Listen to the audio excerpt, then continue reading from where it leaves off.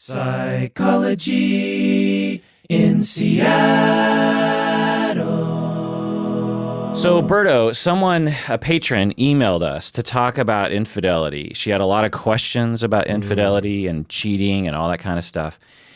And I thought we would answer the questions. And as I was preparing for this episode, I found myself doing kind of a mini deep dive on all the research and really my own clinical experience with infidelity and I guess anecdotal experience with infidelity. I think it is a pretty complicated thing, and I think there's a lot of misconceptions. And so I thought we would do an episode in which we really talked for a while about infidelity. What do you say? Yeah, actually, the irony is that she was originally going to email a different podcast, and then she emailed us. Yeah. So I want to read her email because I think it illuminates a lot of the concerns that people have about infidelity. It doesn't encapsulate everything, but I thought it'd be a good jumping off point. I'm going to introduce the podcast in a second. I work with two people in my organization. They are having an affair. One woman is married and the other woman is single. It impacts our organization. Their interaction with the whole team can be productive at times and totally absent and withdrawn at other times. It's as if all of us jointly are experiencing the ups and downs of their secretive relationship. It's confusing for me because I really respected her in the past tense, and I would never have pinned her as someone who cheats. And then she has a bunch of questions.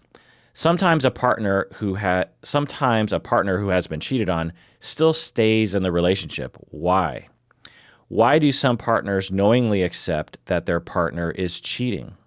If someone cheats, does it mean that they don't have integrity in other areas of their life? Are they more likely to lie or shoplift? If someone cheats once, are they more likely to cheat again? What about the single person in the affair? Is there a future in the relationship for the quote-unquote homewreckers? If they desperately want a real relationship with this person, do they not worry that this person may also cheat on them in the future? Can you explore the passive-aggressive or punishing behavior by those whose partners cheated on them? Does it really take two to cheat? Do people who have been cheated on deserve more in a divorce settlement? How about cultural expectations? For example, it seems that mistresses are quite common in France, Italy, and India. One of my friends was married and her husband cheated on her for 10 years. She didn't find out he cheated until after the divorce. Apparently, lots of her friends in their social circle all knew about it. Can a woman be completely oblivious to her husband cheating for 10 years? They say sexual harassment is more about power than sex. Is cheating more about power than sex, or is it something else? So I want to answer all these questions, and I want to talk about a lot of other things.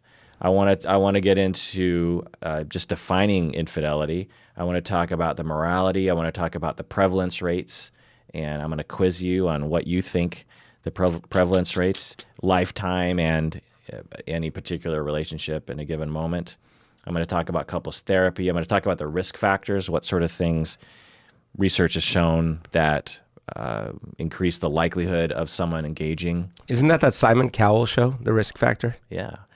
I'm also going to perhaps ask you, Berto, if you want to talk about your own urges for infidelity or maybe your own infidelities and maybe why it happened.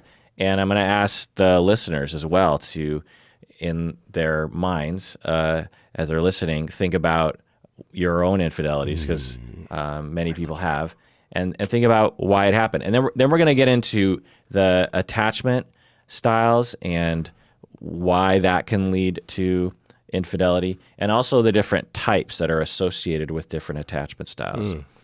Then we're going to go into all of our questions and we're going to try to answer them. And some of them are actually quite complicated. This is the 11-hour show, right? Yeah. So as you can see, my short little episode idea blossomed into a large idea. Yeah. This is the Psychology in Seattle podcast. I'm your host, Dr. Kirk Honda. I'm a therapist and a professor. Who are you, Beto? My name is Humberto Castañeda, and I am an iguana charmer. This episode is just for patrons of the podcast. So if you're listening to this in your ear holes or watching this on YouTube and you're not a patron on Patreon, then this episode is just going to end right now. And so if you want to get the probably 2-hour, maybe 3-hour deep dive into infidelity that we are going to get into, then you have to become a patron by going to patreon.com. When you become a patron, you will gain access to this episode and hundreds of other episodes that are probably our best episodes that are only available to patrons. So do you want to add anything to that? I'll just give them the TLDR then so that they can get it for free. Yeah. There's no I in cheating. Ha ha.